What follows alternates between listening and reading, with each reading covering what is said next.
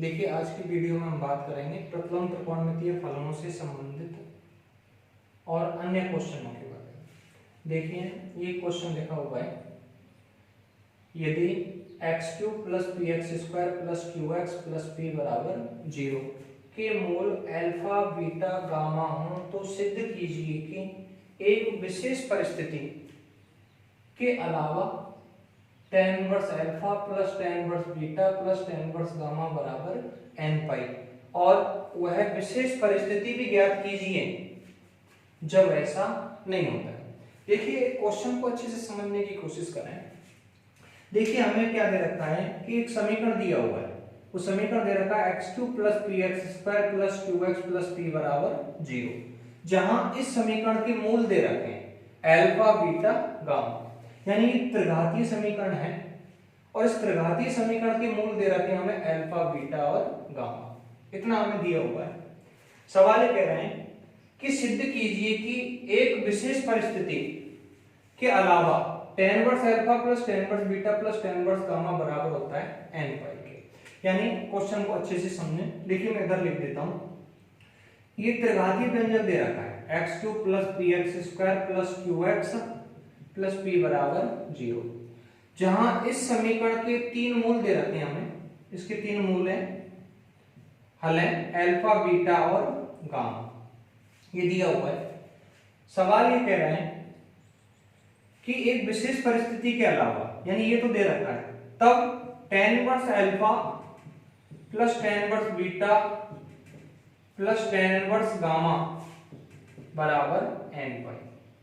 यानी सवाल ये कह रहा है कि ये कोई त्रिघातीय समीकरण दे रखा है x³ + px² + qx + p बराबर 0, जहां इसके तीन मूल दे रखे हैं अल्फा बीटा और गामा, तब एक विशेष परिस्थिति के अलावा tan 1 alpha + tan 1 beta + tan 1 gamma बराबर होता है n पाई के।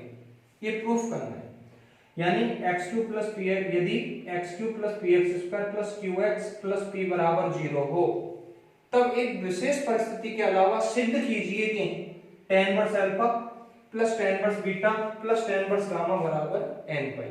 यानी इतना ध्यान रखना है अपने को कि ये समीकरण दे रखा है जहां इसके मूल दे रखे हैं, और हमें ये सिद्ध करना है tan 1 alpha + tan 1 beta + tan 1 gamma बराबर होता है n पाई के।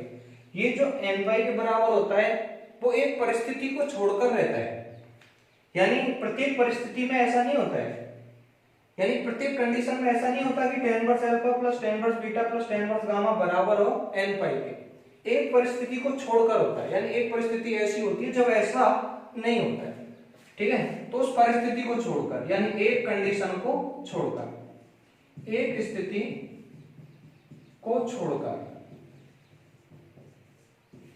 यानी अब ध्यान से सुने, ये त्रिघातीय व्यंजक दे रखा है जहां इसके मूल है, तब हमें सिद्ध करना है कि tan 1 alpha + tan 1 beta + tan 1 gamma बराबर होता है n पाई के। ये प्रूफ करना है, ठीक। और ये तब प्रूफ करना है, एक कंडीशन को छोड़ के प्रूफ करना है, प्रत्येक कंडीशन के लिए ऐसा नहीं होता है। यानी मैं ये कहना चाह रहा हूं कि इसका जो मान है ना, प्रत्येक कंडीशन के लिए n पाई नहीं होता, इसका मान n पाई होता है, बट एक परिस्थिति को छोड़कर। तो ये तो अपन सिद्ध करेंगे। एक चीज और ध्यान देने वाली है यहाँ कि आगे और भी दे रखा है कि वह विशेष परिस्थिति भी ज्ञात कीजिए जब ऐसा नहीं होता है, यानी tan 1 alpha + tan 1 beta + tan 1 gamma का मान n पाई नहीं होता है, वो परिस्थिति भी ज्ञात करनी है, यानी इसका मान n पाई के बराबर नहीं हो, ऐसी परिस्थिति भी ज्ञात कीजिए। तो ये तो क्वेश्चन है। अब देखिए इसका सॉल्यूशन बताता हूं मैं आपको। इसका सॉल्यूशन ज्ञात करने के लिए क्या करते हैं अपन, इसका हल देखिए।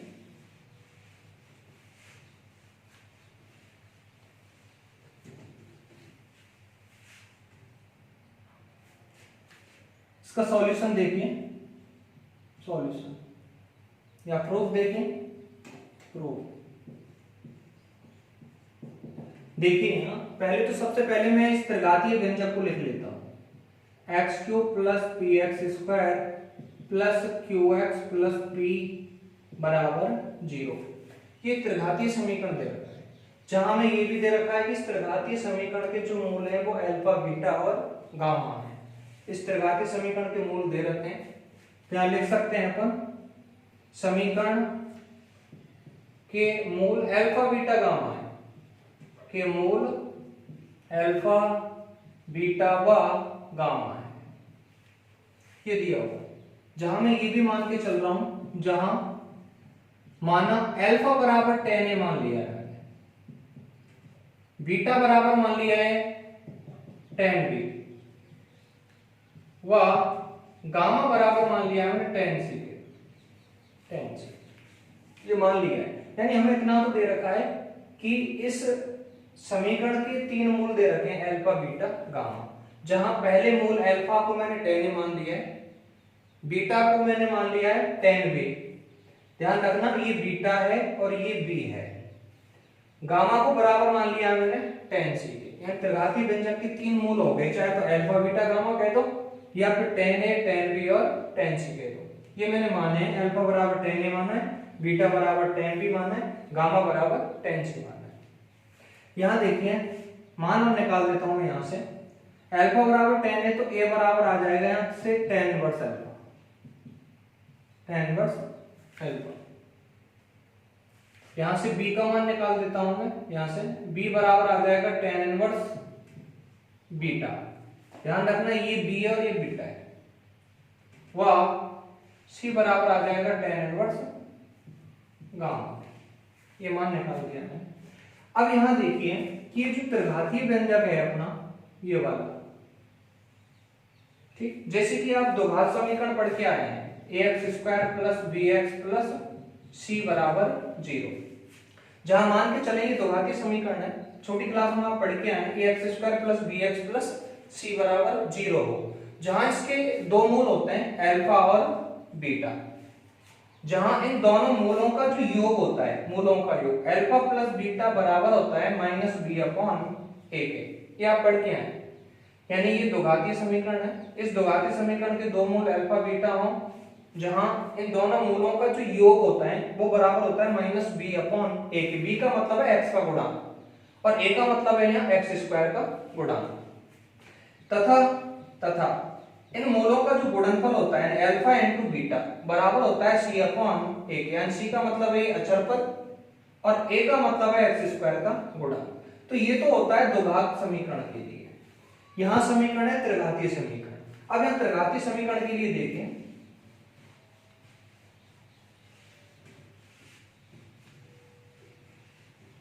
मैं एक त्रिघातीय समीकरण ले रहा हूं, ये ax square plus bx sorry ax cube plus bx square plus cx plus d बराबर 0।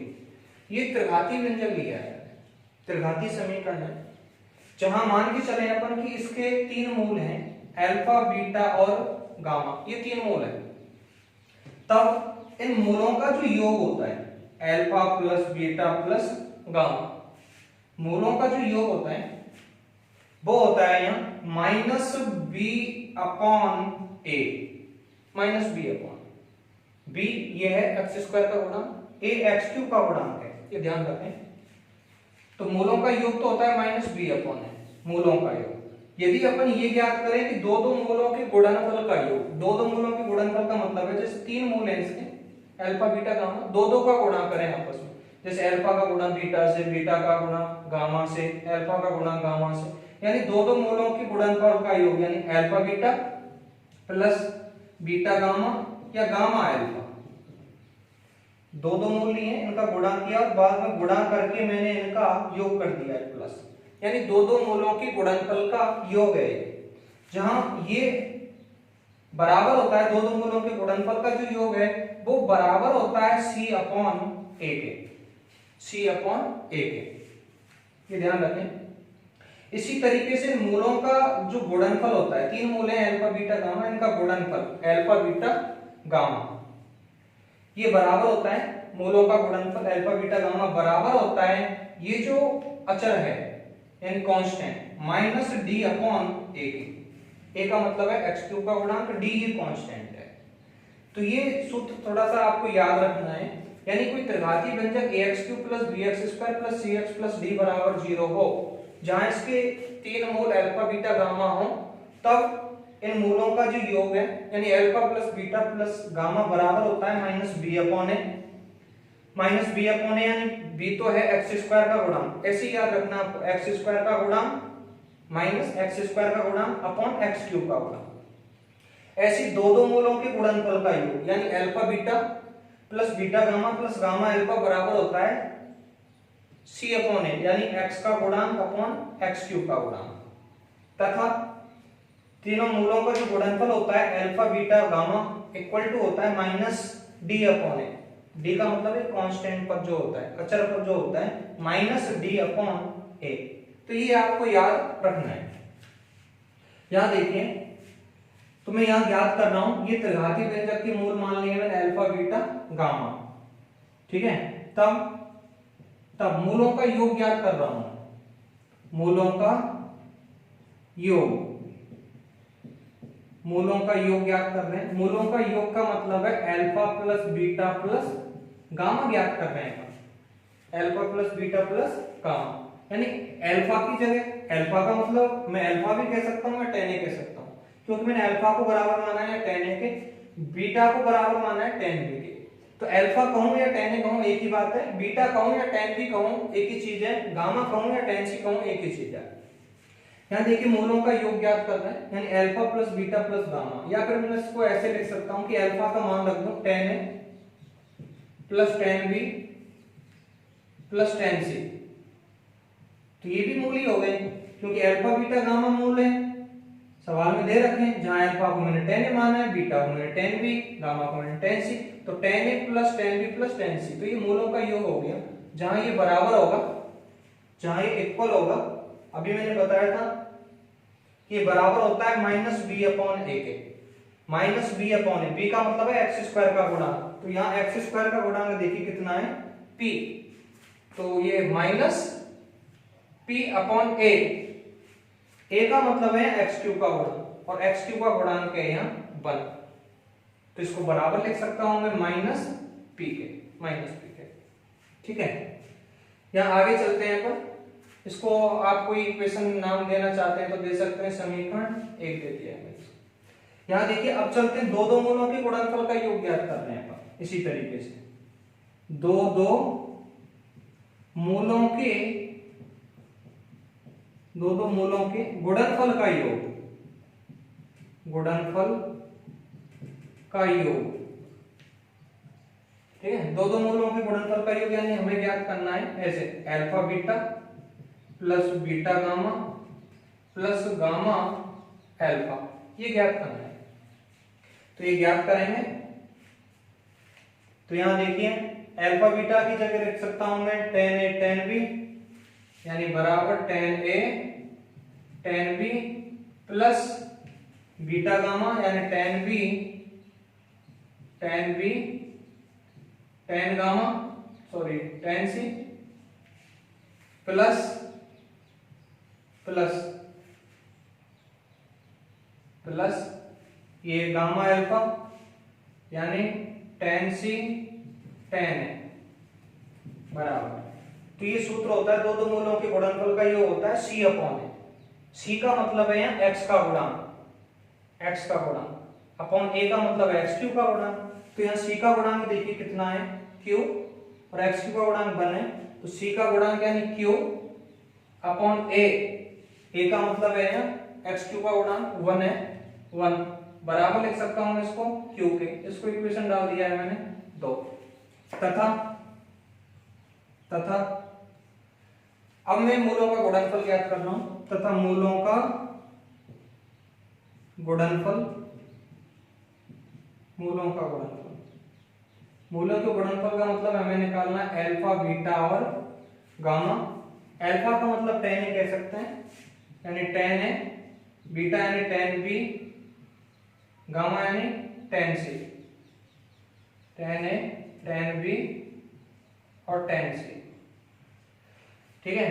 इक्वल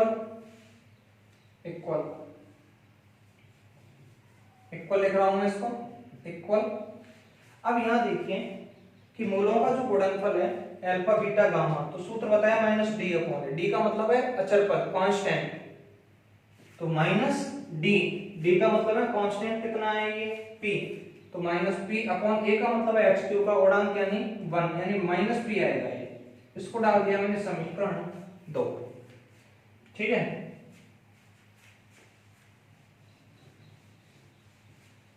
अब देखिए अपन ये सिद्ध करने के लिए tan इनवर्स हमें ये समीकरण दे रखा है, ये समीकरण दिया हुआ है जहां हमें इसके मूल दे रखे हैं अल्फा बीटा गामा। तो अब तक हमने यही किया है कि सवाल में जो दे रखा है ना केवल वही लिखा है मैंने, यानी ये त्रिघातीय समीकरण दे रखा है जहां इसके 3 मूल दे रखे हैं अल्फा बीटा और गामा। तो इसके 3 मूल दे रखे हैं अल्फा बीटा गामा, जहां मैंने मूलों का योग ज्ञात किया है, मूलों दो मूलों के गुणनफल का योग ज्ञात किया है और मूलों का गुणनफल ज्ञात किया है। तो इस तरीके से मैंने इसको ज्ञात कर लिया है। अब देखिए अपन अब क्या करना है, अब इस सवाल को तो यहीं छोड़ दिए। देखिए आपने एक सूत्र पढ़ा है tan a plus b plus c का, ठीक है, tan a plus b plus c बराबर होता है tan a plus tan b plus tan b plus tan c minus tan a tan b tan c upon बटे में होता है 1 minus tan a tan b minus tan b tan c minus tan c tan a। ये formula होता है tan a plus b plus c का।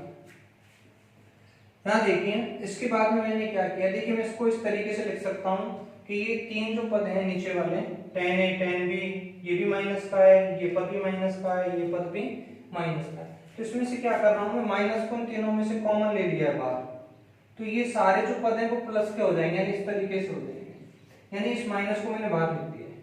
तो इस सूत्र को मैं इस तरीके से भी लिख सकता हूँ। इसके बाद में क्या किया मैंने, इसको तो जो का त्यों लिखा है tan a plus b plus c equal to, यहां देखिए इसको देखिए आप tan a plus tan b plus tan c, ये देखिए इतना ही देखिए आप, ये tan a plus tan b plus tan c ये मूलों का योग है, मूलों का योग tan a plus tan b plus tan c। तो इक्वेशन 1 से यहां से मैंने इसका मान रख दिया है tan a plus tan b plus tan c बराबर है किसके, माइनस p के। तो इसका मान रख दिया मैंने माइनस p, फिर माइनस का चिन्ह है तो माइनस लगा दिया। यहाँ tan a tan b tan c ये मूलों का गुणनफल है, मूलों का गुणनफल tan a tan b tan c बराबर है किसके, माइनस p के। तो इसके स्थान पर लिखा है मैंने, ये माइनस तो पहले ही लिख दिया है, tan a tan b tan c, tan a tan b tan c बराबर लिखा है मैंने माइनस p के। तो इसको ब्रैकेट में लिख दिया माइनस p अपॉन 1 माइनस का चिन्ह है, माइनस का चिन्ह लगा दिया। यहाँ देखिए ये है tan a tan b plus tan b tan c plus tan c tan a, ये दो मूलों के गुणनफल का योग है। यहाँ देखिए tan a tan b plus tan b tan c plus tan c tan a बराबर है किसके, q के। तो यहां से मैंने इसका मान रख दिया है tan a tan b plus tan b tan c plus tan c tan a बराबर है q के। तो इसको लिख दिया है मैंने q, इस तरीके से लिख दिया। यहां से मैंने a plus b plus c का मान निकाला है, तो tan को इधर लेके जाएंगे, इनवर्स में चेंज होगा, इनवर्स में tan इनवर्स। अब ध्यान दें आप कि ये माइनस का p है और अंदर भी माइनस है, माइनस से माइनस प्लस, यानी माइनस p प्लस p, यानी ऊपर 0 हो गया, अपॉन नीचे है 1 माइनस q, 1 माइनस q, जहां q का मान 1 नहीं होना चाहिए, q का मान 1 हुआ तो ये अपरिभाषित हो जाएगा, जहां q not equal to 1, q का मान 1 नहीं होना चाहिए, अन्यथा ये अपरिभाषित हो जाएगा। तो ध्यान रखें a plus b plus c बराबर आया tan inverse 0 upon 1 minus q के, जहां q का मान 1 नहीं है, q का मान 1 हुआ तो हर चीज हो जाएगा, तो ये अपरिभाषित हो जाएगा। तो q नॉट इक्वल टू 1, इसको मैं मिटा देता हूं यहां से।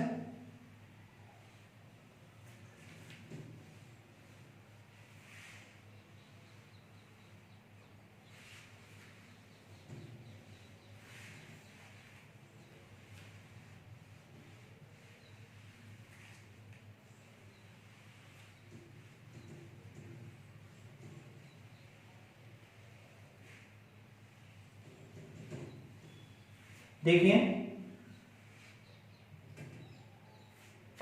ए बी सी का मान रख रहा हूं मैं, ए बी सी का।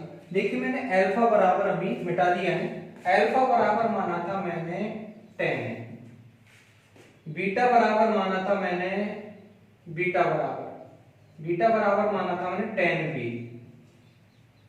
और गामा बराबर माना था मैंने 10c। यही तो माना था मैंने, ठीक। तो यहां से a का मान कितना आता है, a का मान निकाल लेते हैं। a बराबर आता है tan इनवर्स अल्फा, ऐसे यहां से b का मान आता है tan inverse beta, tan inverse beta, ऐसे यहां से c का मान आता है tan इनवर्स गामा। तो ये मान निकाल लिया है मैंने, यहां a b c का मान रख रहा हूं, a का मतलब tan इनवर्स अल्फा। देखिए इधर देखिए, दिस इंप्लाइड a के स्थान पर रख दिया मैंने tan inverse alpha, plus b के स्थान पर रख दिया मैंने tan inverse beta, tan inverse beta, plus c का मान रख दिया यहां से tan inverse gamma, tan inverse gamma बराबर है। अब यहां देखिए कि tan इनवर्स, चलो एक बार लिख लेता हूं इसको, tan इनवर्स 0/1 माइनस क्यू के, ये आ गया, जहां q not equal to 1, q का मान 1 नहीं है, अन्यथा अभी बताया था मैंने ये अपरिभाषित हो जाएगा। देखिए आगे,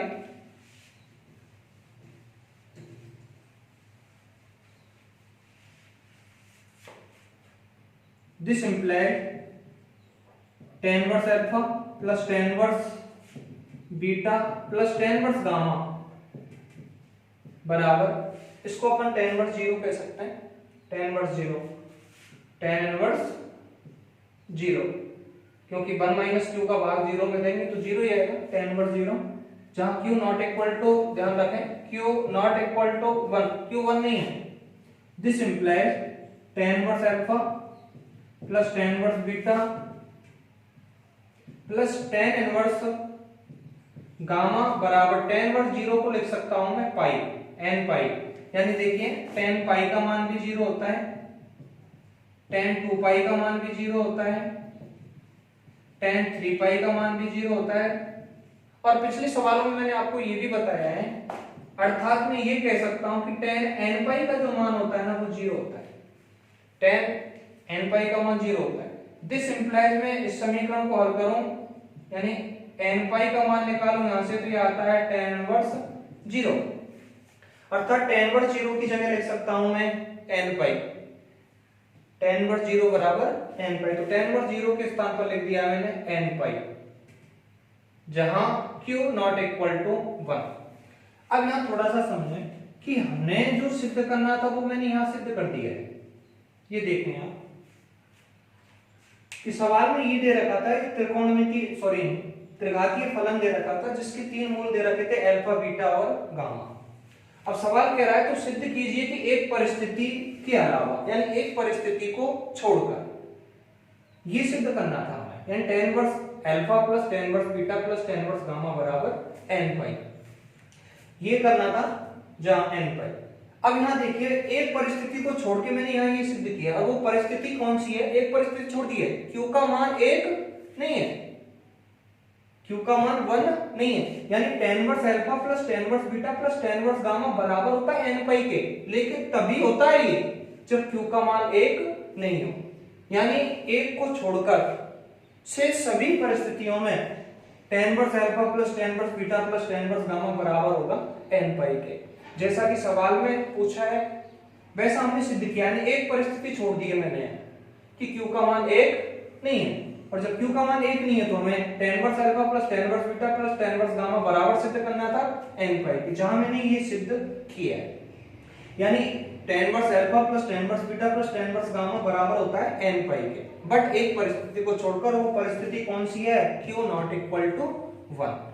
सवाल में आगे थोड़ा और भी पूछा है, ये तो सिद्ध करना ही है, और वह विशेष परिस्थिति भी ज्ञात कीजिए जब ऐसा नहीं होता है, यानी वो परिस्थिति भी ज्ञात करनी है जब ऐसा नहीं होता है। ऐसा का मतलब है tan inverse alpha plus tan inverse beta plus tan inverse gamma n pi के बराबर नहीं होता है, ठीक। तो ये भी सिद्ध करना है, यानी वह विशेष परिस्थिति भी ज्ञात करनी है जब ऐसा नहीं हो। यानी tan inverse alpha plus tan inverse beta plus tan inverse gamma not equal to होना चाहिए n पाई के। तो वो परिस्थिति ज्ञात कर रहा हूं।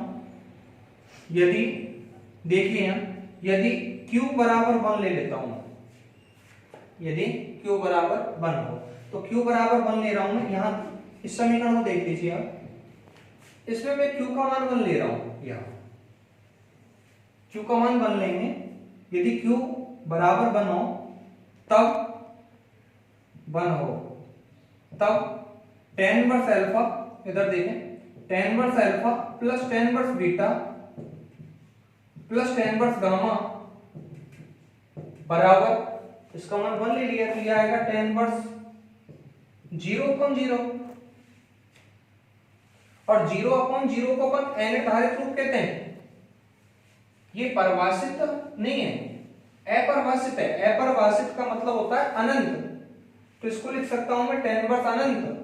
0/0 अपरिभाषित रूप होता है tan इनवर्स अनंत, अर्थात ये आएगा अपने पास tan inverse alpha plus tan inverse beta plus tan inverse gamma, और ये tan इनवर्स अनंत का मतलब हो जाएगा π/2, यानी ये बराबर आएगा किसके, π/2 के। यानी सवाल ये कह रहा है कि वो विशेष परिस्थिति भी ज्ञात कीजिए जब ऐसा नहीं होता है। ऐसा का मतलब है tan inverse alpha plus tan inverse beta plus tan inverse gamma not equal to होता है किसके, n पाई के। अर्थात मैं इस मान को इस तरीके से लिख सकता हूं कि ये जो मान प्राप्त हुआ है ना tan इनवर्स 0/0, ये नॉट इक्वल टू है n पाई के, यानी ये n पाई के बराबर नहीं है, क्योंकि n पाई का मतलब तो होता है tan इनवर्स 0। tan इनवर्स 0 को ही n पाई लिख सकते हैं, जबकि यहाँ tan इनवर्स 0 नहीं है, यहाँ है tan इनवर्स 0/0। ये अपरिभाषित है, अर्थात मैं ये कह सकता हूँ कि tan inverse 0/0 not equal to n pi. तो सवाल में यही कहा गया था कि एक परिस्थिति को छोड़ के तो ये सिद्ध करना था हमें, और वो परिस्थिति छोड़ दी मैंने q नॉट इक्वल टू 1 पे। अब सवाल में आगे भी पूछा था, और वह विशेष स्थिति भी ज्ञात कीजिए जब ऐसा नहीं होता। ऐसा होने का मतलब है ऐसा नहीं होता है, मतलब इसका जो मान है वो n पाई के बराबर नहीं होता है। तो वो तभी नहीं होगा जब q का मान कितना हो, 1 हो। जब q का मान 1 हो तब tan inverse alpha plus tan inverse beta plus tan inverse gamma not equal to होगा n पाई के। Hence proved. तो इस सवाल को अपन इस तरीके से हल कर सकते हैं।